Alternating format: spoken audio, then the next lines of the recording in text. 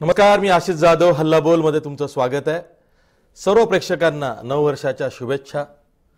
हल्लाबोल मध्ये आपण वेगवेगळे विषय घेत असतो. आजही असा विषय आहे की ज्या विषयावरती पुढची 2019ची लोकसभा निवडणूक ही गाजणार आहे. एकीकडे अगस्ता वेस्टलँड VVIP हेलिकॉप्टर खरेदी प्रकरण आणि दुसरीकडे राफेल जेट विमानांची खरेदीचं प्रकरण. या दोन्ही प्रकरणांवरून काँग्रेस आणि भाजपमध्ये एक प्रकारची जुंपली आहे. आरोप प्रत्यारोप होत आहेत.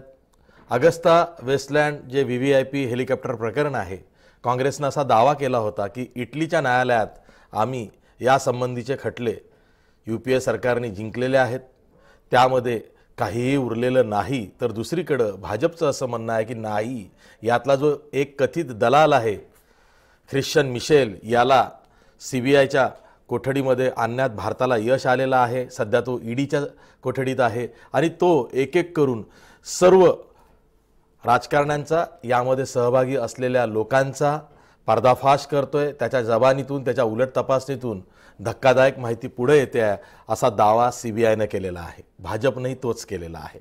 तर दुसरीकडे राफेल सौद्यामध्ये मोठा भ्रष्टाचार झालेला आहे. एक तर विमानांची संख्या आमूलाग्र पद्धतीने घटवलेली आहे. दुसरं म्हणजे उपकंत्राट जे आहे दसॉल्टचं, ते अनिल अंबानी यांच्या कंपनीला देण्यात महत्त्वाची भूमिका ही भाजपनं किंवा मोदी सरकारने बजावली आहे, असा काँग्रेसचा आरोप आहे. आणि या प्रकरणावरून JPC चौकशीची मागणी काँग्रेसनं अजूनही कायम ठेवलेली आहे. पण दरम्यान एक बाब अशी घडलेली आहे की ज्यावेळी भाजपकडून, केंद्र सरकारकडून अगस्ता वेस्टलँड प्रकरणावरून राळ उठवली गेली, काँग्रेसवर दबाव आणला गेला, त्याचवेळी लोकसभेतले काँग्रेसचे नेते मल्लिकार्जुन खरगे यांनी उद्यापासून राफेलवर चर्चा करण्याचं मान्य केलेलं आहे. हा योगायोग आहे का? हा दबाव तंत्राचा एक भाग आहे का? हेच एक प्रकारचं डील आहे का की तुम्ही अगस्ताच्या निमित्तानं आमच्यावरचे जे वार करताय ते आम्ही राफेलच्या निमित्तानं त्याचे पलटवार करू आणि मग संसदेमध्ये सामना होऊ द्या, असं काही घडतंय का? यावर आपली चर्चा. आपल्यासोबत मान्यवर पाहुणे आहेत. आपल्यासोबत भाजपचे मुख्य प्रवक्ते माधव भंडारी आहेत. तसंच आपल्यासोबत काँग्रेसचे धडाडीचे प्रवक्ते सचिन सावंत आहेत. आपल्या स्टुडिओमध्ये राष्ट्रवादीच्या प्रवक्त्या आमदार विद्याताई चव्हाण आहेत. आपल्यासोबत निवृत्त लष्करी अधिकारी ब्रिगेडियर हेमंत महाजन आहेत. तसंच आपल्यासोबत राजकीय विश्लेषक भाऊसाहेब आजबे सुद्धा आहेत. मी सर्व पाहुण्यांचं स्वागत करतो आणि सुरुवातीलाच थेट माधव भंडारी यांच्याकडे जातो. माधव भंडारी, काल महाराष्ट्राचे मुख्यमंत्री देवेंद्र फडणवीस असतील किंवा उत्तर प्रदेशचे मुख्यमंत्री योगी आदित्यनाथ असतील, अशा अनेक मुख्यमंत्र्यांनी भाजप शासित राज्यांच्या अगस्ता वेस्टलँडवरून पत्रकार परिषदा घेतल्या आणि काँग्रेसला, त्यातल्या त्यात सोनिया गांधी आणि राहुल गांधी यांना टार्गेट केलं गेलं. हे ठरवून केलं गेलं अशा पत्रकार परिषदा घ्यायच्या आणि अगस्ता वेस्टलँडचं प्रकरण हे पुन्हा चर्चेत आणायचं.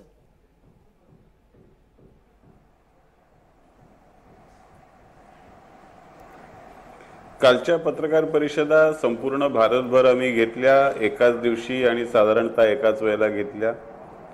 शक्य झालं तिथे त्या राज्यातल्या भाजपच्या मुख्यमंत्र्यांनी घेतल्या, जिथे भाजपचे मुख्यमंत्री नव्हते किंवा मुख्यमंत्री घेऊ शकले नाहीत तिथे प्रदेशाध्यक्षांनी घेतल्या.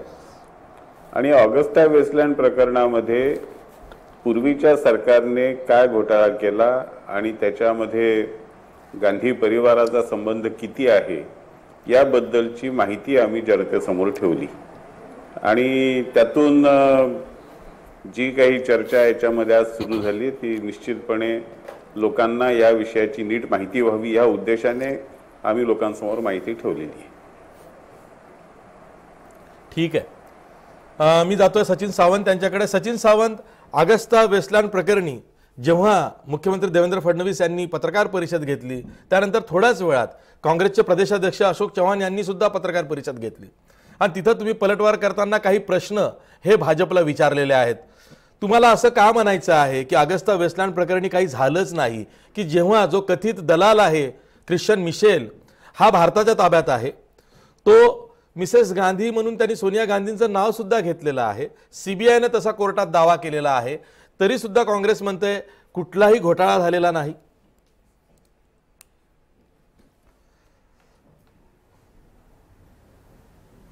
पहिली गोष्ट अशी आहे की मगाशी तुम्ही जो प्रश्न विचारलात की या संदर्भामध्ये स्ट्रॅटेजिकल बाब आहे की नाही, तुम्ही एक लक्षात घ्या की पंतप्रधान नरेंद्र मोदी यांनी राजस्थानच्या सभेमध्ये सांगितलं होतं की ख्रिश्चन मिशेल आमच्याकडे येणार आहे आणि म्हणजे त्याच्यानुसार त्या ठिकाणी कोणाचं नाव करणार आहे हे देखील ते म्हणाले. म्हणजे ही कशा तऱ्हेनं एक विखारी राजकारण, कशा तऱ्हेनं शिस्त, कशा तऱ्हेनं टार्गेट केलं जातो, तो एक प्लॉट तयार केला जातो हे अगोदरच स्पष्ट आहे. म्हणजे स्वतः पंतप्रधान म्हणतात एखादी गोष्ट न्याय व्यवस्थेच्या अधीन असेल किंवा एखादी गोष्ट त्यावरती त्या ठिकाणी चौकशी चालू असेल, त्यामध्ये जेव्हा देशाचा पंतप्रधान डायरेक्शनच देऊन टाकतो त्याच्याबद्दल की हे होणार आहे, त्यावेळेला यंत्रणा कशा चालणार, पुढचं काय होणार आहे, चित्र होणार आहे हे स्पष्ट होतं. त्यामुळे ह्याच्यामध्ये राजकीय हेतवांवरून त्या ठिकाणी आरोप केले गेलेले आहेत, ह्याच्यामध्ये काहीही शंका नाही. दुसरीकडे एक लक्षात घ्या, काँग्रेस पक्षाला कर नाही, त्याला डर कशाला, ह्या विचारधारेचा काँग्रेस पक्ष. याचं कारण आहे की ज्या वेळेला ऑगस्टा वेस्टलँडमध्ये काही घटना समोर आल्या आणि त्याच वेळेला राफेलमध्ये समोर आल्या, ऑगस्टा वेस्टलँडमध्ये समोर आलेल्या घटनांवरती काँग्रेसच्या सरकारनं काय कारवाई केली आणि त्याचबरोबर राफेलची घटना समोर आल्यानंतर आज कशा तऱ्हेनं पळ काढला जातोय भाजपकडनं, हे जो चित्र आहे हे आम्हाला संधी आहे लोकांसमोर मांडण्याची की यांचा कसा चेहरा हा भ्रष्टाचाराने बरबटलेला आहे. ऑगस्टा वेस्टलँडची ज्या वेळेला घटना पहिल्यांदा समोर आली त्यावेळेला काँग्रेसच्या तत्कालीन संरक्षण मंत्र्यांनी काय केलं असेल तर हे पहिल्यांदा कंत्राट रद्द केलं, त्या कंपनीची ब्लॅकलिस्ट करण्याची प्रक्रिया सुरू केली. इटलीच्या कोर्टामध्ये त्या ठिकाणी जाऊन काँग्रेस पक्षाचं सरकार त्यावेळेला लढलं होतं, तिथे सीबीआय ईडीचे अधिकारी तिथे होते, तिथं खटला आम्ही जिंकल्यानंतर त्यांची पहिली बँक गॅरंटी जप्त केली त्या $280 मिलियन. त्यानंतर तिथे खटला जिंकल्यानंतर सरकार त्यांनी 1620 कोटीचे ऍडव्हान्स दिले होते ते त्या ठिकाणी परत घेण्यात आले. त्याच्याच बरोबर 3 हेलिकॉप्टर जे घेतले होते तेही जप्त करण्यात आले. म्हणजे 1620 कोटी रुपये दिल्यानंतर त्याच्या बदल्यामध्ये 2954 कोटी रुपये काँग्रेसच्या सरकारनं वसूल केले, डील रद्द केलं, त्या कंपनीला ब्लॅकलिस्ट केलं. आणि मग ह्यांनी काय केलं, ती ब्लॅकलिस्ट झालेल्या कंपनीला पुन्हा त्याच्यातनं ब्लॅकलिस्ट मधून बाहेर काढलं. त्याच ऑगस्टा वेस्टलँड कंपनीला 100 नौसेनाचे हेलिकॉप्टरचं कॉन्ट्रॅक्ट दिलं. त्याच ऑगस्टा वेस्टलँड या ब्लॅकलिस्टेड कंपनीला मेक इन इंडियामध्ये पार्टिसिपेट करायला दिलं. त्याच ऑगस्टा वेस्टलँड या ब्लॅकलिस्ट झालेल्या कंपनीला टाटा बरोबर त्या ठिकाणी जॉईंट व्हेंचर करण्यासाठी FIPBची परवानगी दिली. आणि मग तुम्ही एका ब्लॅकलिस्ट झालेल्या कंपनीला जी दलालीमध्ये आहे, जी त्या ठिकाणी भ्रष्टाचारामध्ये आहे, त्याची हेलिकॉप्टर मधनं तुम्ही जाताय. तोही आरोप मी केला होता, आपल्याला आठवत असेल. या संदर्भात महाराष्ट्राचं सरकारमध्ये मुख्यमंत्री देखील ऑगस्टा वेस्टलँडच्या ब्लॅकलिस्टेड कंपनीच्या हेलिकॉप्टर मधनं जात आहेत. याचाच अर्थ असा आहे की या सरकारचा जो काही त्या ठिकाणी हेतू होता हा पूर्णपणे अशुद्ध होता. यांना भ्रष्टाचाराच्या संदर्भात कारवाई करायची नव्हती. ती कंपनी आजही महाराष्ट्रामध्ये काम करते, मेक इन इंडियामध्ये काम करते आहे. त्यामुळे या संदर्भामध्ये तुम्हाला बोलायचा अधिकार काय. आता ख्रिश्चन मिशेल कसा आला, म्हणजे या जगामधली पहिली घटना असेल अशामध्ये की एक्स्ट्राडाईट झालेला जो काही व्यक्ती असतो तो त्याच्या स्वतःच्या देशामध्ये पाठवला जातो, परंतु ह्या तिसऱ्या देशामध्ये पाठवला गेलेला आहे. म्हणजे त्याच्यामध्ये काय डील झाला हा विषय वेगळाच आहे, पुढचा आहे. परंतु या संदर्भामध्ये त्या ख्रिश्चन मिशेलच्या सगळ्यात त्याच्या बहिणीनं सांगितलेलं आहे, साशा म्हणून जी बहीण आहे तिने असं सांगितलंय की मोदी सरकारकडनं असा दबाव येतोय की त्यांनी सोनिया गांधी, राहुल गांधीचं नाव घ्यावं म्हणजे आम्ही त्यांना सोडण्यात येईल, असं तिच्या बहिणीने स्वतः सांगितलेलं आहे.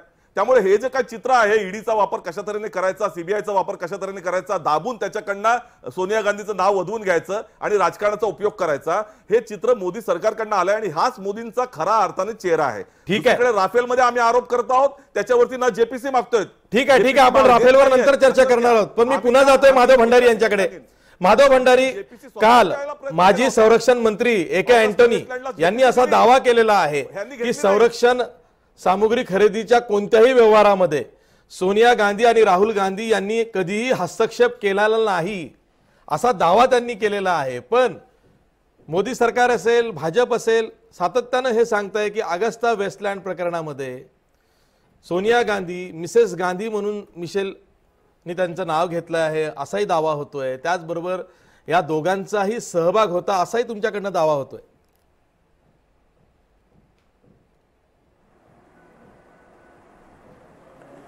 पहिली गोष्ट अशी आहे की ज्या पद्धतीने काँग्रेस आज आकांड तांडव करते आहे आणि ख्रिश्चन मिशेलवरती आम्ही दबाव आणतो, मोदी सरकार दबाव आणतंय आणि त्यांना नावं घ्यायला भाग पाडतंय वगैरे, अशा तऱ्हेचा एक कांगावा करण्याचा प्रयत्न काँग्रेसने चालवला आहे. आणि आपण किती निष्पाप आहोत, आपण किती निरपराध आहोत. असं एक व्हिक्टिम कार्ड खेळण्याचा प्रयत्न काँग्रेस या निमित्तानं करते, पण ते चुकीचं आहे. लोकांची दिशाभूल करण्याचा हा प्रयत्न आहे. 2010 नंतर या सगळ्या विषयामध्ये इटालीच्या मिलान शहराच्या कोर्टामध्ये जेव्हा या विषयावरचे खटले सुरू झाले, आणि ते भारतातल्या कुणी केले नव्हते, इटालियन पोलिसांनी केलेल्या कारवाईमधून ते खटले सुरू झाले. आणि त्या खटल्यांमध्ये ऑगस्टा वेस्टलँडच्या काही अधिकाऱ्यांनी भारताबरोबरच्या व्यवहारामध्ये आर्थिक गैरव्यवहार केले, दलालीचे व्यवहार केले, हे सिद्ध झालं. आणि म्हणून हा विषय पुढे आला. त्यावेळेला नरेंद्र मोदी भारत सरकारचे पंतप्रधान नव्हते. त्यावेळेला सरकार काँग्रेसचंच होतं. आणि तो जो मिलान कोर्टाचा निर्णय आहे त्याच्यामध्ये पान क्रमांक 193 आणि पान क्रमांक 204 अशा 2 ठिकाणी मिळून 4 वेळा सोनिया गांधींचं नाव थेट घेतलेलं आहे. आता हे सुद्धा नरेंद्र मोदींनी इटालियन कोर्टाचा वरती दबाव आणून करून घेतलं असं काँग्रेस म्हणेल, कारण त्यांना ह्याच्याशिवाय दुसरं काही म्हणता येत नाही. जगात जे काही घडतं आणि यापूर्वी घडलं आणि ह्याच्यानंतरही घडेल, आणि विशेषतः जे काँग्रेसला आवडणार नाही ते सगळं मोदी साहेबांनी घडवलं असा त्यांचा दावा असतो. पण ह्या मिलान कोर्टामध्ये जो निर्णय झाला, मिलान कोर्टाच्या वरती अपील झालं, त्या अपिलामध्ये सुद्धा या अधिकाऱ्यांच्या वरती दिलेली शिक्षा वाढवली गेली, कमी नाही झाली.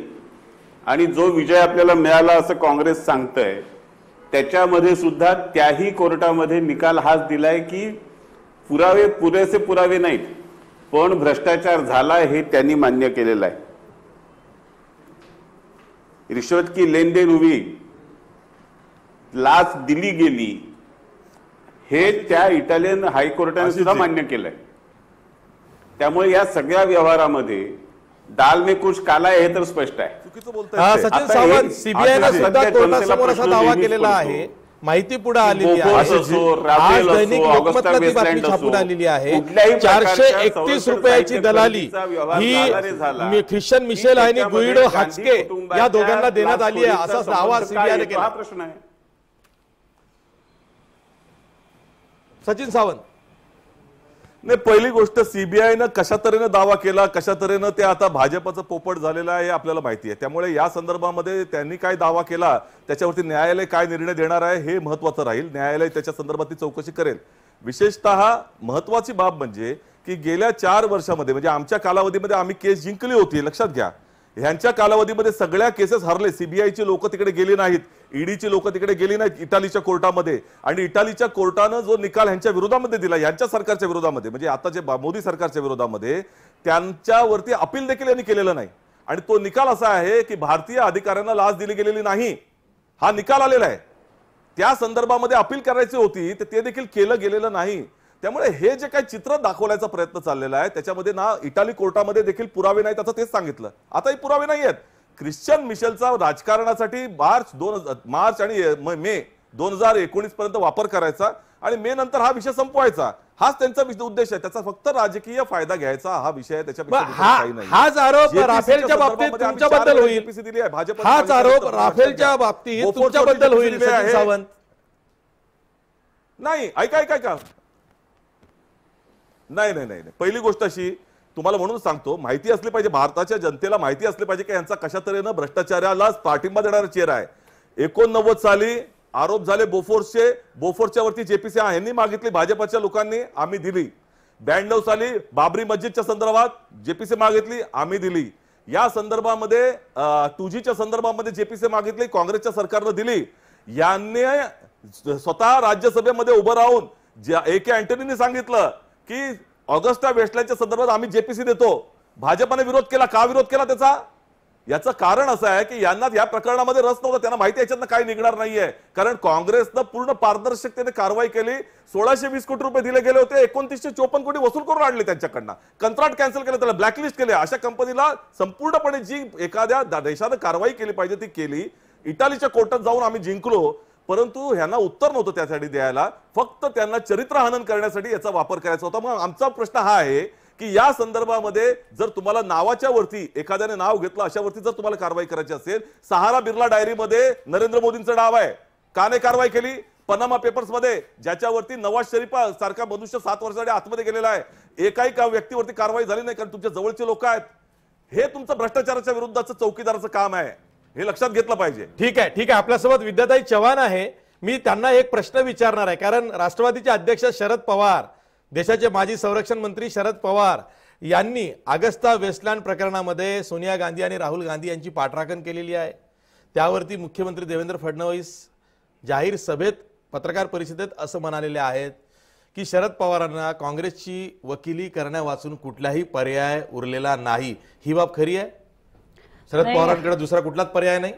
नाही, मला याबाबत असं सांगायचं आहे की मुख्यमंत्री जे काल पत्रकार परिषदेमध्ये बोलले, त्या वकील असलेल्या फडणवीसांना मला सांगायचं आहे की तुम्ही वकील असून सुद्धा, म्हणजे हुजरेगिरी आणि मुजरेगिरी वकिली कधी पवार साहेबांनी केलेली नाही, पण तुम्ही एक वकील चांगले असून सुद्धा, आणि तुमच्याबरोबर अनेक मुख्यमंत्र्यांनी आणि त्या ज्या ठिकाणी भाजपचं राज्य नाही त्या ठिकाणी भाजपच्या अध्यक्षांनी ह्या ज्या पत्रकार परिषदा घेतल्या, याच्यामधनं तुम्ही काय सिद्ध केलेलं आहे?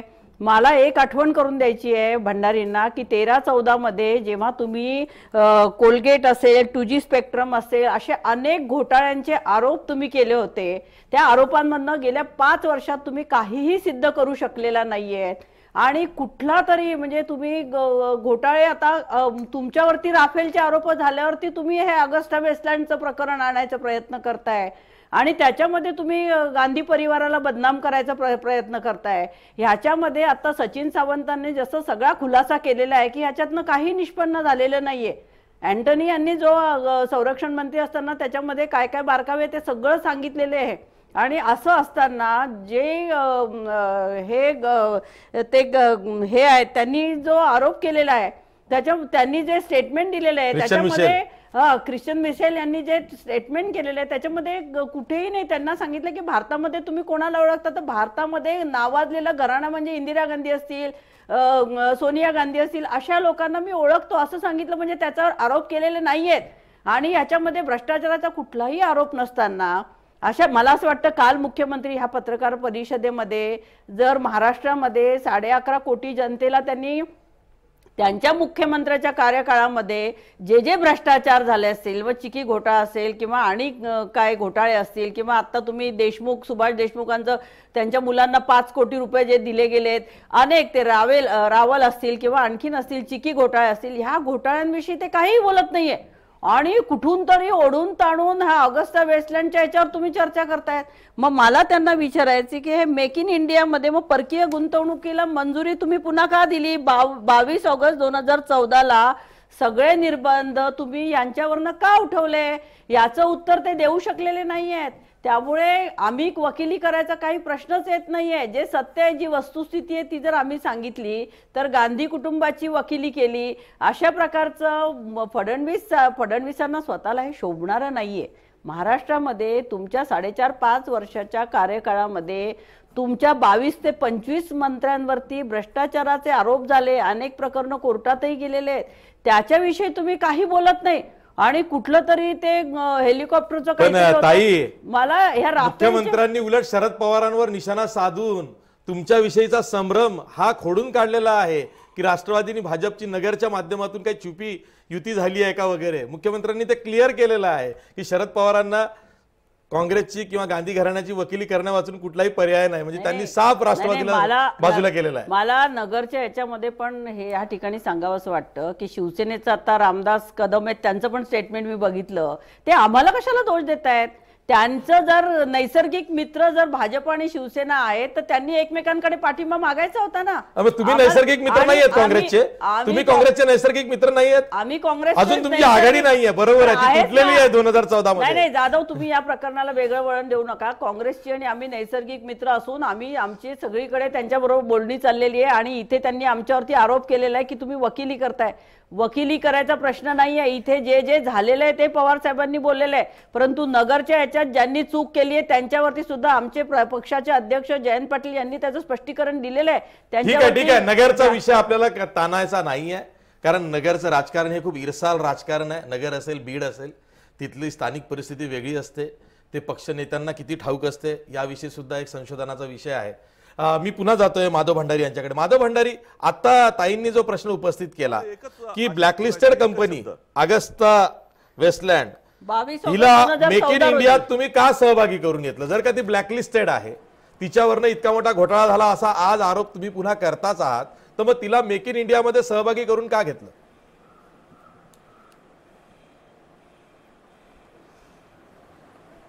पहिली गोष्ट अशी आहे की ऑगस्टा वेस्टलँड बद्दल जो काही वाद निर्माण झाला तो त्या कंपनीने पुरवलेले हेलिकॉप्टर्स चांगली नव्हती किंवा त्या कंपनीची हेलिकॉप्टर्स चांगली नव्हती म्हणून नाही झालेला. त्याच्या गुणवत्तेबद्दल कुठे वाद नव्हता आणि त्या गुणवत्तेबद्दल तेव्हाही आम्ही शंका घेतली नव्हती. लष्कराने जी प्रक्रिया वापरून आपल्याला सर्वोत्कृष्ट उपयुक्त अशा तऱ्हेच्या हेलिकॉप्टर्सची निवड केली त्याला आम्ही होकार, म्हणजे आम्हाला त्याला विरोध करायची गरज वाटत नाही. मुद्दा जो आहे तो या सगळ्या प्रकरणामध्ये पैशांची देवाणघेवाण झाली हा मुद्दा आहे आणि पैशांच्या देवाणघेवाणीबद्दलची चर्चा ही वेगळी आहे, गुणवत्तेबद्दलची वेगळी आहे. यांनी ब्लॅकलिस्ट का केली आणि हे सुद्धा केव्हा केलं तर यांचं सरकार जाण्याची वेळ आली त्यावेळेला, सुरुवातीला नाही केलं. सरकार जाऊन जेव्हा त्यांच्या लक्षात आलं की सरकार गेल्यानंतर या सगळ्या प्रकरणाची कागदपत्र नव्या सरकारच्या हातात येतील, त्याच्यातून आणखी नवे विषय बाहेर पडतील, म्हणून त्यांनी घाईगर्दीने हे सगळं पाऊल उचललं. त्याच्यामध्ये कुठल्याही प्रकारे याचा सत्याचा आणि भ्रष्टाचाराच्या विरोधातला मुद्दा त्यातला कुठला नाही, हा शहाजोगपणाचा प्रयत्न होता. त्यामुळे गुणवत्तेशी संबंध असल्यामुळे ज्या हेलिकॉप्टर्सची आपल्याला उपयुक्त आहे, गरज आहे आणि 1999 पासून अशा तऱ्हेची हेलिकॉप्टर्स आपल्या ताफ्यामध्ये असली पाहिजेत हा विषय सेनेने चालवलेला असताना 20 वर्ष या सरकारने त्याच्यामध्ये ते हेलिकॉप्टर्स आणण्यामध्ये घालवली. आपल्याला अधिक वेळ घालवणं परवडणं शक्य नाही. त्यामुळे जी प्रक्रिया पूर्वी झाली, ज्या प्रक्रियेबद्दल कोणाचा वाद नव्हता त्या प्रक्रियेप्रमाणे ती विमानं हेलिकॉप्टर्स पुन्हा घेण्याचा निर्णय सरकारने घेतला असावा. आणि मग ज्या कंपनीच्या गुणवत्तेबद्दल शंका नाही ती कंपनी जर मेक इन इंडियामध्ये गुंतवणूक करत असेल, टेक्नॉलॉजी ट्रान्सफर करत असेल तर त्याला विरोध असण्याचं कारण काय? मुद्दा भ्रष्टाचाराचा आहे. भ्रष्टाचाराच्या प्रश्नाची तपासणी भंडारी 536 कोटीचं एअरक्राफ्ट आहे राफेलचं, ते 1636 कोटी झालं कसं? तो भ्रष्टाचार नव्हता का? आणि हिंदुस्थान एरोनॉटिक्सला जे कॉन्ट्रॅक्ट दिलं होतं ते रद्द करून अनिल अंबानीच्या 10 दिवसात स्थापन केलेल्या कंपनीला दिला, तो भ्रष्टाचार नव्हता का? त्याचं उत्तर द्या ना तुम्ही. ऑगस्टला कुठलं करताय? आता जे उत्तर लोक मागतायत त्याचं उत्तर द्या, ते देत नाही तुम्ही. नाही ऐका ताई हा बोला सचिन सावंत बोला. म्हणजे मग एका याने माधव भंडारी बोलतील. उत्तरं मिळतील त्या सगळ्या प्रश्नांची उत्तरं. हो, राफेलचा विषय आला तेव्हा सगळ्या प्रश्नांची उत्तरं घेऊ. त्या चर्चेमध्ये तुम्हाला सगळ्या प्रश्नांची उत्तरं मिळतील आणि नाही, त्यावेळेला तुम्ही पुढे भ्रष्टाचाराचं जाताना बोलला म्हणून बघायचं. करून दिली. बरं, सचिन सावंत यांना मुद्दा मांडायचा आहे. सचिन सावंत बोला. सचिन सावंत बोला. नाही भ्रष्टाचाराचा बोललो म्हणूनच सांगतो. भ्रष्टाचाराच्या विषयावरती तुम्हाला सांगतो की राफेलच्या खरेदीमध्ये राफेलचे सगळे हेलिकॉप्टर येणार होते. भंडारी साहेबांना माहितीसाठी सांगतो. ऐका ना भंडारी साहेब, तुम्हाला तुमच्या माहितीला आपण अगस्तावरती बोलूया ना. तुम्हाला कळलं की मोदी सरकार कळलं पाहिजे ना. अगस्ता वेस्टलँडवर बोला. सचिन राफेलच्या सावंत विषयामध्ये आम्ही तुमच्यावर भ्रष्टाचाराचा आरोप करायला गेलोच नव्हतो. राफेलचा विषय तुम्ही चालू केला. ताई ऐका ना ताई. हा ताई ऐका ना ताई. विद्याताई ऐका जरा, बोला. मी सांगतो कारण मोदी कसे भ्रष्ट आहेत आणि भ्रष्टाचाराला कसा पाठिंबा देत आहेत हे भंडारी साहेबांना देखील कळलं पाहिजे ना. बिचारे तशा तऱ्हेनं त्यांना माहिती नाही आहे, त्यांना माहिती आपण देऊया. विषय असा आहे की या संदर्भामध्ये ज्या वेळेला मोदी आपले भंडारी साहेब म्हणतायत की हे लष्कराच्या लोकांची अपेक्षा होती. पहिली गोष्ट ही आहे की हे जे हेलिकॉप्टर आहेत ते व्हीव्हीआयपी मुवमेंटसाठी येणार होते, ते लष्करासाठी वापरण्यात येणार नव्हते. त्याच्यामध्ये पंतप्रधान असतील किंवा इतर त्या ठिकाणचे जे काही मोठे राजकीय नेते आहेत ते जाणार होते. त्यामुळे लष्कराचा हे नावाखाली लपायचा प्रयत्न करतायत ते चुकीचं आहे. दुसरी गोष्ट, भ्रष्टाचाराच्या कशा संकल्पना आहेत तुम्ही पहा. ह्याचं तंत्रज्ञान चांगलं आहे म्हणून ती भ्रष्टाचारी कंपनी असली तरी देखील आम्हाला चालू शकते. म्हणजे इतका साळसूदपणाचा आव आणतायत. पहिली गोष्ट अशी की याच्यामध्ये लाचखोरी झालेली आहे असं जर तुम्ही म्हणत असाल, ती लाचखोरी कोणी केली? ते ख्रिश्चन मिशेलनं केली का ऑगस्टा वेस्टलँड कंपनीकडनं दिले गेले पैसे? जर ते पैसे देणारी कंपनी स्वतःच भ्रष्टाचारी असेल, जी कंपनीचं हेलिकॉप्टर तुम्ही आता महाराष्ट्राचे मुख्यमंत्री देखील त्याच्यामधनं फिरतायत, त्याच्यामध्ये त्यांना थोडी शरम वाटली पाहिजे की या संदर्भामध्ये जे भ्रष्टाचारी कंपनी आहे त्याच्या हेलिकॉप्टरमध्ये आम्ही फिरत आहोत. त्यामुळे भ्रष्टाचाराच्या संकल्पना वेगवेगळ्या पद्धतीने आपल्या पद्धतीने वळवायच्या हे चुकीचं आहे. दुसरी गोष्ट, यामध्ये इंटिग्रिटी क्लॉज होता. इंटिग्रिटी क्लॉज हा होता की या संपूर्ण डीलमध्ये कुठेही भ्रष्टाचार झाला असं जर त्या ठिकाणी सिद्ध झालं तर हे कंत्राट रद्द करण्यात येईल. हे जेव्हा इटालीच्या कोर्टामध्ये त्या ठिकाणी चर्चा सुरू झाली त्याच्यावरती, त्यावेळेला इथलं कंत्राट रद्द केलं काँग्रेस पक्षानं. काँग्रेस पक्षाच्या नेत्यांनी त्याच्यावरती कारवाई केली आणि ह्यांनी काय केलं, ह्यांनी त्या कारवाई झालेल्या कंपनीला पूर्णपणे मुभा दिली की तुम्ही मेक इन इंडियामध्ये या, अजून लाच द्या. म्हणजे भ्रष्टाचारी आहात तुम्ही, तर त्याला मुभा देण्याचं काम केलं ना भंडारी साहेब. त्यामुळे मोदीजींचं काय चित्र आहे. आता मला एकच प्रश्न जाता विचारायचा आहे की 2 संरक्षण मंत्री आहेत, एक संरक्षण मंत्री यांनी कारवाई केली, दुसरे संरक्षण मंत्री आता गोव्याचे मुख्यमंत्री आहेत पर्रीकर. कालच आला. ऐका ना भंडारी साहेब, ऐका, काल काय म्हणालेत, काल हे म्हणालेत की मला मुख्यमंत्री पदावर कोणी हटवू शकत नाही कारण राफेलचे माझ्याकडे सगळे डिटेल्स आहेत. कोणते डिटेल्स आहेत भंडारी साहेब, कुठले फायली आहेत त्यांच्याकडे की तुम्ही त्यांना इतक्या आजारी असताना देखील मुख्यमंत्री पदावर ठेवता आणि तेच म्हणतायत की याच्यावरती त्या ठिकाणी मला ठेवलं जातंय कारण राफेलच्या डिटेल्स आहेत माझ्याकडे. मग अशा कुठल्या आहेत त्यांनी विचारलं तर आम्ही काय. ठीक आहे माधव भंडारी, उत्तर द्या. मला दुसऱ्या पाहुण्यांकडे सुद्धा जायचं आहे, माझा कमर्शियल ब्रेक सुद्धा मला घ्यायचा आहे. नाही, मनोहर पर्रीकर असं काही बोललेलं नाही. मनोहर पर्रीकर असं कुठलंही विधान पर्रीकरांनी केलेलं नाही. मी पर्रीकरांशी संपर्क साधून त्याची खात्री केलेली आहे. आणि आता एक साधन पत्रकारांमधल्या एका वर्गाला हाताशी धरून पर्रीकर असू देत, गडकरी साहेब असू देत किंवा आणखीन भाजपच्या नेत्यांची विधानं वाटेल तशी तोडमोड करून फिरवायची आणि त्याच्यातून वेगळा वाद उभा करायचा असं एक तंत्र काही जणांनी चालवलेलं आहे. त्यातले पर्रीकर आहेत. पर्रीकर साहेब असं काही बोललेलं नाही. बिर्ला सहारा डायरीवरती सावंत साहेब, तुम्ही जेव्हा सांगता इंटिग्रिटी क्लॉज आणि त्या इंटिग्रिटी क्लॉजमुळे आम्ही करार रद्द केला, त्यावेळेला सावंत साहेब तुम्ही विसरताय की याच्यामध्ये भ्रष्टाचार झाला हे तुम्ही मान्य केलं. भ्रष्टाचार मान्य केलं, तुमच्या तोंडाने तुम्ही सांगितलं भ्रष्टाचार झाला म्हणून. आता सावंत साहेब ऐकून घ्या तुम्ही. अरे आहे ना कारवाई तिथे केली ना इटाली कोर्टामध्ये, आणखीन कोण काय तुम्ही सिद्ध करू शकला नाही. पण इथे या वाहिनीवर बोलताना, कॅमेऱ्यावर बोलताना सावंत तुम्ही जे सांगितलं ना, कसं सोडायचं नाही, तुम्हाला जे पाहिजे तुम्ही पकडायचं, आम्हाला पाहिजे ते आम्ही सोडायचं. असं कसं सोडणार? भ्रष्टाचार झाला हे तुम्ही पर्रीकरांचं वक्तव्य आहे, त्यांना सांगा तसं बोलायला. माध्यमातून जो भ्रष्टाचार झाला होता त्या लोकांनी नरेंद्र मोदींचं नाव आहे त्या बिर्ला सहारा डायरीमध्ये, लाच दिली आहे त्यांना, त्यांच्या नावाच्या पुढे आकडा आहे, चौकशी का नाही केली? तोंडाने तुम्ही मान्य केलं. नरेंद्र मोदींचं नाव आहे ना बिर्ला सहारा डायरीमध्ये, लाच घेतली म्हणून. हे जर तुम्ही तुमच्या तोंडाने पनामा पेपरचं काय झालं? तर या भ्रष्टाचार करण्याच्या तुम्ही भ्रष्टाचाराला समर्थन करणारा पक्ष आहे तुमचा. इथं आम्ही कारवाई करतो आणि त्याला तुम्ही मुभा देताय भंडारी साहेब. उत्तर तुम्ही आम्ही इथं कारवाई करतो त्या ऑगस्टा वेस्टलँड वरती आणि तुम्ही त्यांना बरोबर त्यांच्या हेलिकॉप्टरमध्ये फिरताय. उत्तर द्या तुम्ही. आता तुम्ही त्या हेलिकॉप्टरमध्ये फिरायचं कशाला? तुम्हाला त्या ठिकाणी त्याच्याबद्दल काही वाटत नाही? कोण बोलले कशाला सोडून? अरे मुख्यमंत्री स्वतः फिरताय, तुमचे महाराष्ट्रातलं मंत्रिमंडळ ऑगस्टा वेस्टलँडच्या हेलिकॉप्टरमध्ये फिरताय, मी आरोप केलेला आहे. उत्तर आता तुम्ही द्या. ठीक आहे, मी एक ब्रेक घेतोय, वातावरण थोडं शांत करतोय आणि त्यानंतर मी पुन्हा ऑगस्टा वेस्टलँड आणि राफेलला गृहीत धरून त्या अनुषंगानं चर्चा करणार आहे. आपल्यासोबत ब्रिगेडियर हेमंत महाजन सुद्धा आहेत, विश्लेषक भाऊसाहेब आजबे सुद्धा आहेत, त्यांच्याकडे सुद्धा जायचं आहे, पण ब्रेक नंतर.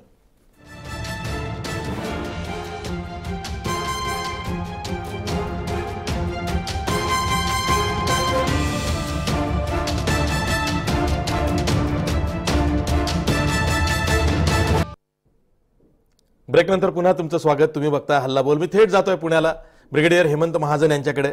हेमंत महाजन, तुम्ही आतापर्यंत चर्चा ऐकली, राजकीय चर्चा होती, तरी सुद्धा एकीकडे ऑगस्टा वेस्टलँड VVIP हेलिकॉप्टर खरेदी असेल आणि दुसरीकडे राफेलचे जेट लढाऊ विमानं असतील यांच्या खरेदीचा वाद आहे. तुम्ही या दोन्ही वादांकडे कसं बघता? आणि चौकशी झाली पाहिजेच, पण त्याचबरोबर ती लॉजिकल एंडला जर का पोहोचत नसेल आणि नुसतीच जर का आरोप प्रत्यारोपांची राळ उठत असेल तर त्यामध्ये देशातलं वातावरण कलुषित होतं असं वाटत नाही का? असं आहे की सध्या देशाची परिस्थिती अशी आहे की आपण आपली 70% जी शस्त्र आहे ही परदेशातून आयात करतो आहे. त्याच्यामुळे कुठलाही डील झाला की त्याच्यावरती वादविवाद हा सुरू होतो आणि होतं असं की सध्या देशाची जी शस्त्रसिद्धता आहे एवढी खराब झालेली आहे. आता या दोन्हीचा संबंध इंडियन एअरफोर्सशी येतो. आज इंडियन एअरफोर्सकडे असायला पाहिजे 44 स्क्वॉड्रन, आपल्याकडे आहे 31 आणि त्यामधले 10 आहेत मिक्स स्क्वॉड्रन जी 2022 पर्यंत रिटायर्ड होणार आहेत आणि त्याची जी रिप्लेसमेंट आहे तेजस ही अजून पुढची 4 वर्षे येणार नाहीये. मिराज आणि जगॉडशीच्या 10 स्क्वॉड्रन्स आहेत, त्यांचं अपग्रेडेशन सुरू आहे, म्हणजे सध्या ते लढण्याच्या तयारीत नाहीत. आणि जी स्टेट ऑफ आर्ट जी विमानं आहेत सुखोई 10 स्क्वॉड्रन्सच्या आसपास त्यांची अवेलेबिलिटी ही फक्त 50% असते. तर त्यामुळे राफेल हे विमान आपण विकत घेणार होतो आणि जे आपण राफेल विकत घेतोय तशाच प्रकारचा प्रॉब्लेम हा ऑगस्टा वेस्टलँडमध्ये सुद्धा आहे. कारण जे VVIP चॉपर्स जी होती, जी प्राईम मिनिस्टर किंवा रक्षा मंत्री किंवा याच्याकरता वापरली जातात राष्ट्रपतींकरता, ती पहिले मी-8 आणि मी-17 होती. ती सिंगल इंजिन चॉपर्स होती आणि ती अतिशय अनसेफ मानली जायची. म्हणून ऑगस्टा वेस्टलँड करता रिक्वेस्ट फॉर प्रपोजल वगैरे जी प्रोसिजर असते ती सगळी सुरू झालेली होती. म्हणजे आज देशाची जी शस्त्रसिद्धता आहे या वादविवादामुळे अतिशय खराब अवस्थेमध्ये पोहोचलेली आहे. मी आपल्या डिबेटमध्ये अनेक वेळा म्हटलेलं आहे, असे जे वादविवाद होतात याच्यामध्ये खरं काय हे कोर्टामध्ये सिद्ध केलं जावं. परंतु जे विमान किंवा जे हेलिकॉप्टर एअरफोर्सनी किंवा इतर शस्त्रांमध्ये सैन्यानी किंवा नेव्हीनी जे सिलेक्ट केलेलं असतं ते विमान येऊ द्यावं. नंतर जर कळालं की त्याच्यामध्ये काही भ्रष्टाचार झालेला आहे, तो मिडलमॅननी केला आहे की राजकीय पक्षांनी केला आहे की नोकरशाहीनी केला आहे की एअरफोर्सच्या ऑफिसर्सनी केला आहे, त्यांच्याकडनं तो वसूल करावा. देशामध्ये अशा प्रकारचे कायदे हे आहेत आणि त्यांना आपण शिक्षाही देऊ शकतो. मात्र जो म्हणजे असर होतो डिफेन्स प्रिपेअर्डनेसवरती, आपल्या लढाईच्या क्षमतेवरती, तो अतिशय घातक असतो आणि तो व्हायला नको. हे राफेलमध्ये पण आहे, तिथे राफेल विमान हे यायलाच पाहिजे. आणि तसंच ऑगस्टा वेस्टलँड वगैरे जे आहे ते सुद्धा जे हेलिकॉप्टर आहे टेक्निकली जे अतिशय चांगलं आहे आणि ते यायलाच पाहिजे. आता कोण खरं कोण खोटं याच्यात मी जास्त जाणार नाही, परंतु महत्त्वाचं असं आहे की जोपर्यंत मी केवळ थोडंसं 1 मिनिट ऑगस्टा वेस्टलँड हेलिकॉप्टर्स विषयी बोलतो, ही इटालियन कंपनी आहे आणि इटालियन कोर्टामध्ये हे सिद्ध झालेलं आहे की यामध्ये घोटाळा झालेला आहे. जवळजवळ 10%, मला वाटतं जर मला आकडेवारी नीट आठवत असेल तर 3600 किंवा 3800 कोटी रुपयाचा कॉन्ट्रॅक्ट आहे, त्याच्यामध्ये 360 म्हणजे 10%च्या आसपास घोटाळा झाला असावा. आणि जी माहिती वर्तमानपत्रामध्ये येते आहे, मीडियामध्ये येते आहे, त्यामध्ये काहीतरी 52% ही राजकीय पक्षांकडे गेली असावी, 27 किंवा 28% जे नोकरशाही त्याच्यामध्ये डील करते मिनिस्ट्री ऑफ डिफेन्सची, कारण जे प्राइस नेगोशिएशन होतं त्याच्यामध्ये संबंध हा नोकरशाहीचा असतो, त्यांच्याकडे गेली असावी. आणि एक 22% मला वाटतं ही इंडियन एअरफोर्सचे जे अधिकारी होते, ज्यामध्ये एअर मार्शल त्यागींना त्याच्याविरुद्ध चार्जशीट पण दाखल करण्यात आलेली आहे, यांच्याकडे गेली असावी असा अंदाज पेपरमध्ये येतो आहे. मला वाटतं सर्वात जे जास्त महत्त्वाचं असं आहे की याच्यामुळे हे जे वातावरण आहे कलुषित होतं. प्रॉब्लेम काय आहे की आता आपण हे जे टीव्हीवरती बोलतो आहे, एकमेकावरती आरोप आणि प्रत्यारोप होत आहेत. दुर्दैवाने सशस्त्र सैनिक दलं, आर्मी असो की नेव्ही असो की एअरफोर्स असो, हे सगळं ऐकतायत आणि त्यांना पण कळतं आहे की आपली आज जी लढण्याची अवस्था आहे ती कशी आहे. एवढंच नव्हे तर आपले जे शत्रू राष्ट्र आहे चीन आणि पाकिस्तान आहे, त्यांना सुद्धा कल्पना आहे की सध्या आपली डिबेटमध्ये सगळे आकडेवारी पुढे ते नेमकं काय झालं, सध्या आपली फोर्स लेवल काय आहे. म्हणजे आपलं सगळं म्हणजे जी डिफेन्स प्रिपेअर्डनेस आहे गेल्या काही वर्षांमध्ये पूर्णपणे ओपन मीडियामध्ये आलेली आहे. मी अनेक वेळा या विषयावरती चर्चेमध्ये बोलताना सांगितलेलं आहे की यामध्ये काही गडबड असेल तर ती पार्लमेंटच्या आत व्हावी. आणि युनायटेड स्टेट्स ऑफ अमेरिकामध्ये एक कायदा आहे की ज्यावेळेस काहीतरी अशा प्रकारचा घोटाळा होतो तर त्यांना सिक्रेट ओथ घेऊन ती चर्चा करावी लागते. म्हणजे त्या चर्चेत त्यांना जे बोलायचं आहे त्याच्यामध्ये CAG येतील, त्याच्यामध्ये डिफेन्स पार्लमेंटरी कमिटी येतील, त्यामध्ये ज्यांना यायचे ते येतील. परंतु ती जी माहिती तिथे दिली जाते ती पब्लिक डोमेनमध्ये म्हणजे मीडियामध्ये येणार नाही. कारण ही जर मीडियामध्ये बातमी आली तर शत्रूंना तर कळतं, चीनला कळतंय, पाकिस्तानला कळतं आहे, परंतु आपली जी सैनिक आहेत आर्मी नेव्ही एअरफोर्सचे त्यांना पण कळतं आहे, ज्यामुळे त्यांच्या मोरालवरती अतिशय प्रचंड परिणाम होतो. तर म्हणून अशा प्रकारची डिबेट्स ही सिक्रेट क्लॉज खालती अमेरिकेमध्ये केली जातात, ज्यामध्ये even vice chief of army स्टाफना किंवा व्हाईस चीफ ऑफ एअर स्टाफना शपथ घेऊन तिथे बोलवलं जातं आणि त्यांना जे काही खरं सांगायचं आहे ते सांगितलं जातं आणि ते रेकॉर्ड केलं जातं. आणि त्याच्यामध्ये जर काही चूक झालं तर त्या व्हाईस चीफ ऑफ आर्मी स्टाफचं किंवा व्हाईस चीफ ऑफ एअर स्टाफचं तर कोर्ट मार्शलच होईल, कारण तुम्ही ओथवरती हे सगळं डिपोजिशन देत आहात. आणि हे विषय राजकीय पक्षांच्या वादाचे विषय नाहीत, हे एक्सपर्ट कमिटीच्या तिथे ओथ घेऊन हे अशा प्रकारच्या डिबेट हे करावेत आणि त्याच्यामध्ये जर काही वाटलं असेल की जर घोटाळा झाला तर ज्यांनी केला त्यांना ही शिक्षा हे देणं हे महत्वाचं आहे।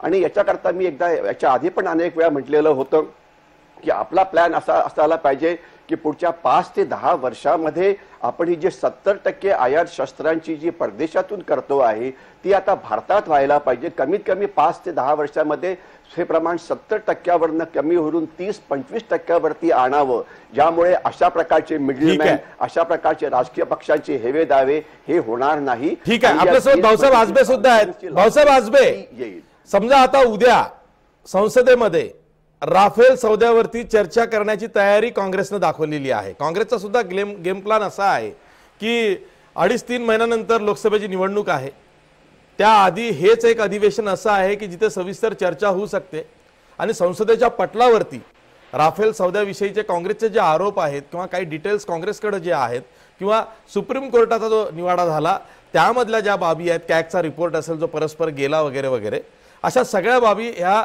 संसदेच्या पटलावरती रेकॉर्डवरती येऊ शकतात। आणि काँग्रेसला असं वाटतं की उद्या जेपीसी जरी नाकारली तरी सुद्धा सरकारवरती आरोप करायला आपण मोकळे, म्हणून काँग्रेस सुद्धा राफेलची चर्चा त्यासाठीच घेते की काँग्रेस अगस्ता वेस्टलँडवरून दडपणात येऊन सरकारबरोबर काँग्रेसनी राफेलवरच्या जेपीसीचा नाश सोडून चर्चेची तयारी दाखवली, असं काही तुम्हाला वाटतंय? अशी जी एक गोष्ट लक्षात घ्यायला हवी आपण ती अशी आहे की आता एकूण हा सगळा सामना जो आहे तो राफेल विरुद्ध ऑगस्टा वेस्टलँड अशा पद्धतीनं व्हायला लागला असं लक्षात येतं। याच्यातून कायदेशीर पद्धतीनं काही निष्पन्न होईल का तर त्याविषयीची शाश्वती जी आहे ती फार कमी वाटते।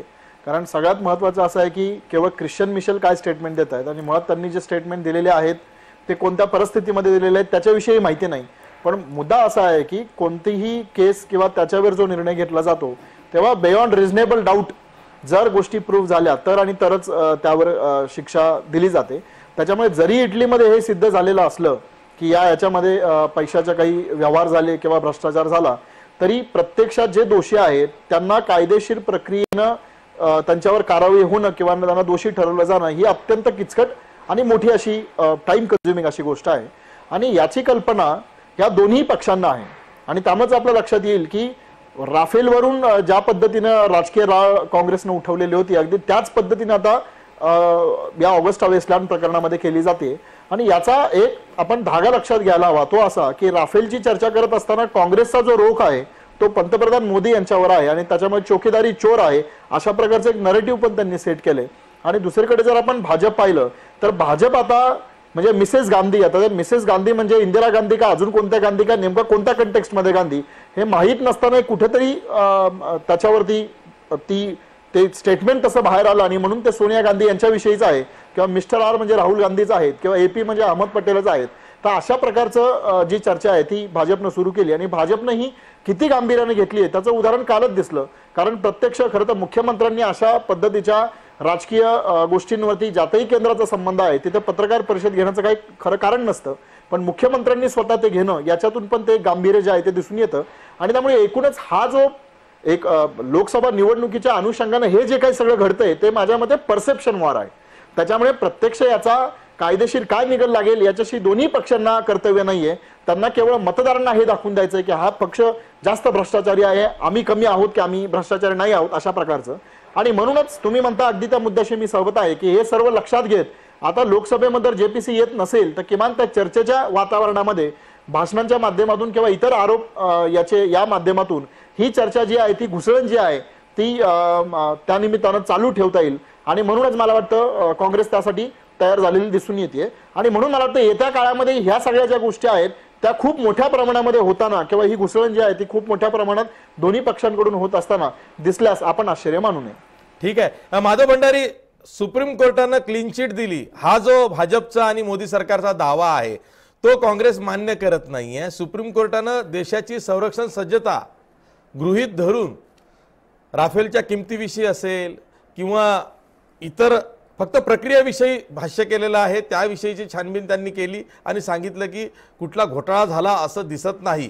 किमतीचा जो मुद्दा आहे किंवा सुप्रीम कोर्टाच्याही काही मर्यादा आहेत संरक्षण विषयक असंही त्या निवाड्यामध्ये सुप्रीम कोर्टाने म्हटलेलं आहे। पण तो जो तुमचा दावा आहे की सुप्रीम कोर्टाने मोदी सरकारला क्लीन चिट दिलेली आहे, तो दावा उद्याच्या संसदेच्या चर्चेत तुमचा कायम असणार आहे?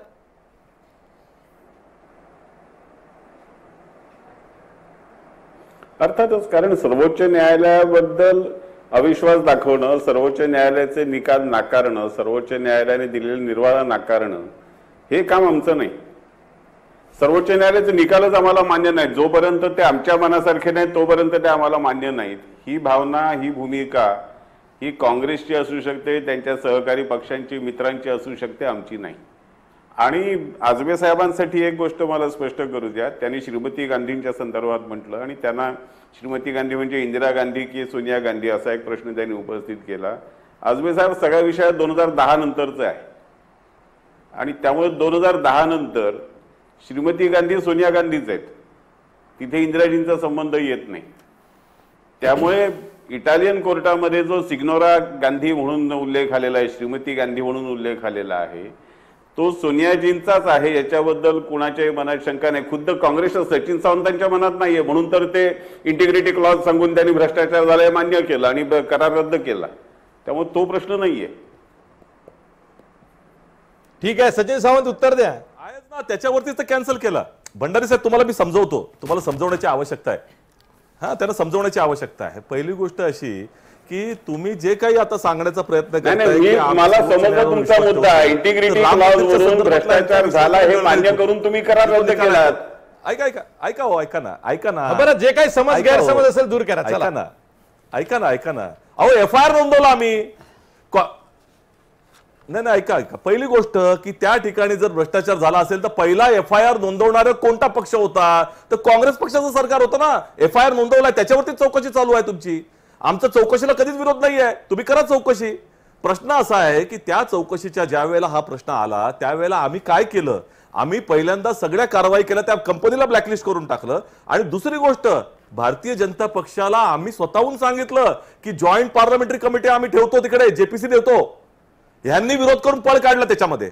म्हणजे एके ठिकाणी ऑगस्टा वेस्टलँडच्या संदर्भात तत्कालीन सरकारनं जॉईंट पार्लमेंटरी कमिटी देण्याचं मान्य केलं आणि सांगितलं, आम्ही आग्रह धरला की आम्ही देतो म्हणून. त्यांनी नाही केलं. दुसरीकडे राफेलच्या संदर्भामध्ये JPC नको त्यांना, हे लक्षात घ्या. विषय काय आहे की या संदर्भामध्ये चोराच्या मनात चांदणं असतं. इथं तुम्हाला ज्या काही हेलिकॉप्टरच्या संदर्भामध्ये आहेत आम्ही करार रद्द केला, तुम्ही राफेलच्या संदर्भामध्ये तशी का नाही कारवाई करत? तुम्ही एक लक्षात घ्या की या संदर्भात सरळ सरळ भ्रष्टाचार झालेला आहे याचे पुरावे आहेत. सुप्रीम कोर्टाच्या मागे धरतायत का? याचं कारण आहे की सुप्रीम कोर्टाला देखील खोटा ऍफिडेव्हिट दिलेला आहे. सुप्रीम कोर्टाची देखील त्या ठिकाणी बेअदबी केली यांनी. 4 फॅक्च्युअल मिस्टेक त्याच्यामध्ये त्या निर्णयामध्ये असतील त्या सुप्रीम कोर्टाच्या, आणि तो कुठल्या पद्धतीने दिला गेलेला आहे? एक लक्षात घ्या, सुप्रीम कोर्टाचा निर्णय हा पेटिशनच्या अनुरूप असतो. पेटिशन कोणी टाकल्या होत्या पहिल्या सुरुवातीला? तर त्या यांच्याच लोकांनी टाकल्या होत्या. आणि मग सुप्रीम कोर्टाकडे घेण्यासाठी त्यांचं जे काही जर तुमचं पेटिशनच चुकीचं असेल तर तशाचा निर्णय येणार. रिव्ह्यू पिटिशन का नाही टाकलं आतापर्यंत? मी सुप्रीम कोर्टाला इथपर्यंत रिव्ह्यू पिटिशन का नाही केलं आतापर्यंत काँग्रेसकडून? आता मला याच्यावर बोलायचं, भाजप सरकार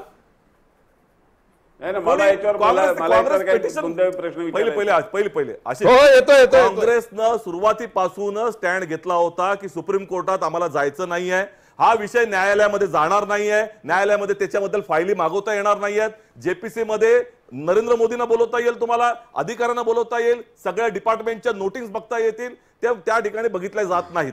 इथं सुप्रीम कोर्टाने जो निकाल दिला तो जो ऍफिडेव्हिट, अनसाइंड ऍफिडेव्हिट जे दिलेला आहे पाठवून बंद लिफाफ्यामध्ये गव्हर्नमेंटनं, त्याच्या अनुरूप दिलाय. आता त्या ऍफिडेव्हिट मध्ये जर फॅक्च्युअल मिस्टेक आहेत याचाच अर्थ सुप्रीम कोर्टाची दिशाभूल केली गेली आहे, सुप्रीम कोर्टाची खोटं बोललं गेलेलं आहे. इतपत मदत गेली आहे यांची, इतपत मजल की सुप्रीम कोर्टाला इंग्लिश येत नाही आहे, इंग्रजीच्या तर क्लासेस लावणार मोदी सरकार.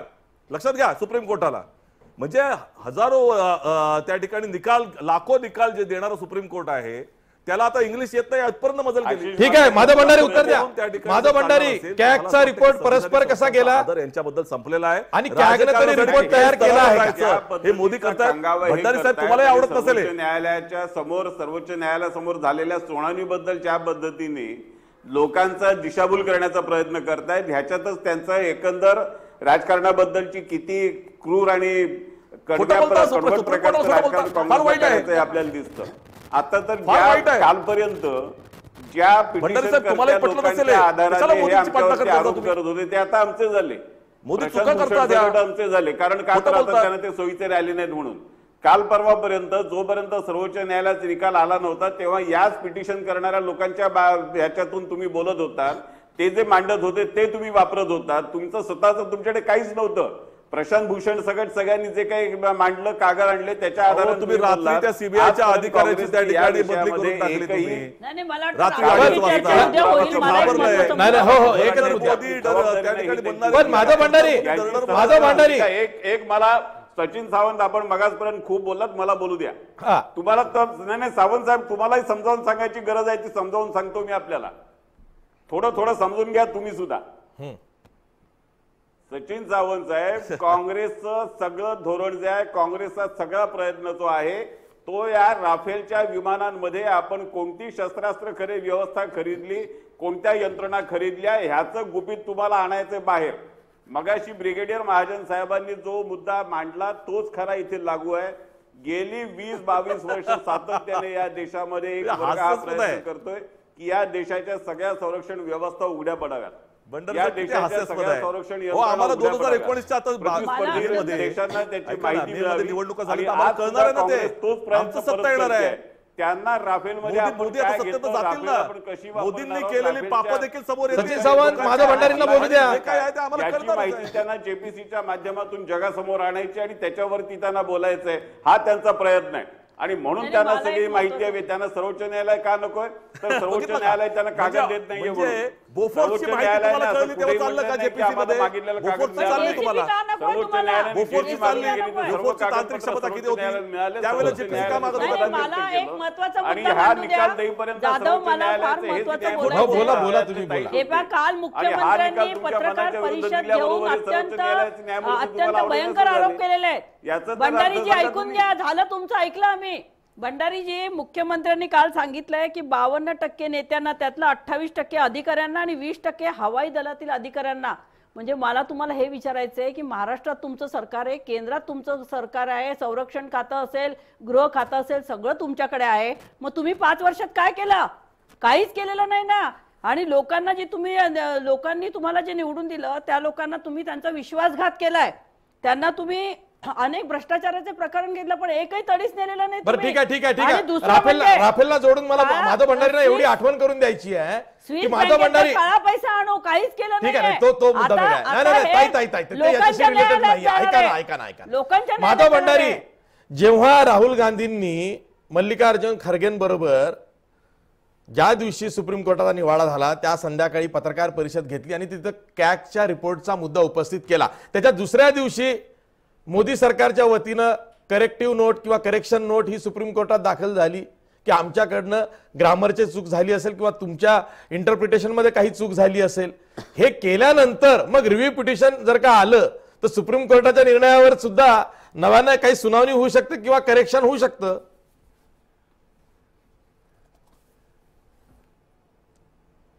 होऊ शकते ना. आणि हा अधिकार प्रत्येकाला आहे.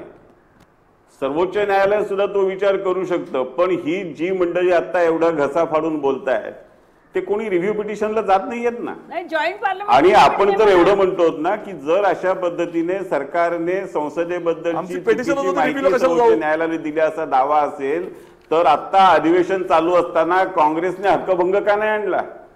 काँग्रेस संसदेमध्ये या विषयावर तोंड बांधून बंद आहे. त्यांना नुसताच आरडाओरडा करायचा आहे.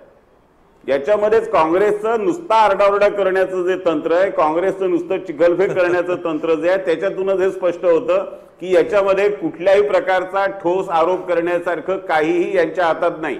ठीक आहे, सचिन सावंत, उद्यापासून संसदेमध्ये राफेलच्या मुद्द्यावरती जी चर्चा होऊ घातलेली आहे, काँग्रेसनं चर्चेची तयारी दाखवलेली आहे. काँग्रेसने राफेलवर चर्चेची तयारी दाखवलेली आहे.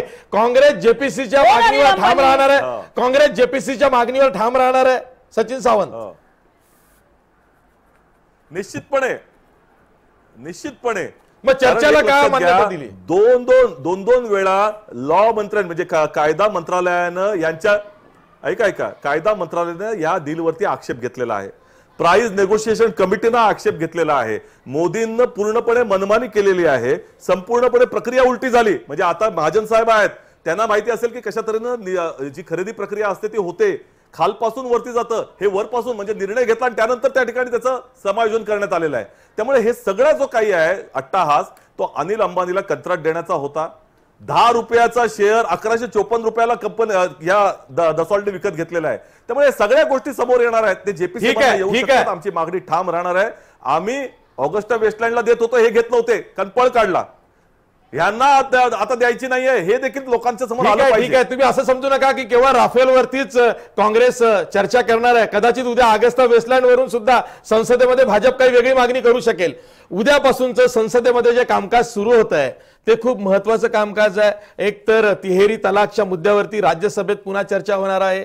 दुसरीकडे राफेलच्या मुद्द्यावर सुद्धा चर्चेची तयारी काँग्रेसनं दाखवल्यानंतर त्यावरती सत्ताधाऱ्यांचाच प्रस्ताव चर्चेचा येतो की विरोधकांचा प्रस्ताव येतो आणि त्यावर चर्चा होते, हे पाहणं सुद्धा फार औत्सुक्याचं आहे. आणि अधिवेशन संपतपर्यंत राम मंदिराचा अध्यादेशही निघतो की काय अशी ही शक्यता आहे, तशीही मागणी येते आहे. एखादं खासगी विधेयक कदाचित राम मंदिरावरती येऊ शकतं. निवडणुकांचे दिवस आहे, खूप कमी दिवस उरलेले आहेत. 1 किंवा 8 मार्चच्या दरम्यान आचारसंहिता लोकसभा निवडणुकीची लागू शकते अशी माहिती आहे. त्यामुळे इथून पुढे जे राजकारण होणार आहे ते खूप इंटरेस्टिंग होणार आहे. आरोप प्रत्यारोप हे खूप शिगेला जाणार आहेत आणि त्यातच आपल्याला अनेक चर्चा ह्या आपल्या स्तरावरती लॉजिकल एंडला नेण्याचा प्रयत्न करावा लागणार आहे. साहजिकच याच प्रवक्ते आणि नेत्यांच्या माध्यमातून ते आपण करणार आहोत. पण भाजप विरुद्ध काँग्रेस असा सामना हा सर्व स्तरावरती चर्चांच्या असू दे, आरोपांच्या असू दे किंवा राजकारणाच्या असू दे, निवडणुकीच्या असू दे, प्रत्येक स्तरावरती दिसतो आहे. आणि सहकारी आपापले वाटून घेऊन ही लढाई होणार आहे. एक इंटरेस्टिंग बॅटल 2019 लोकसभेचा असणार आहे आणि त्या दिशेनं आपण नव्या वर्षात चाललेलो आहोत. आजचा हा नव्या वर्षाचा पहिला दिवस होता.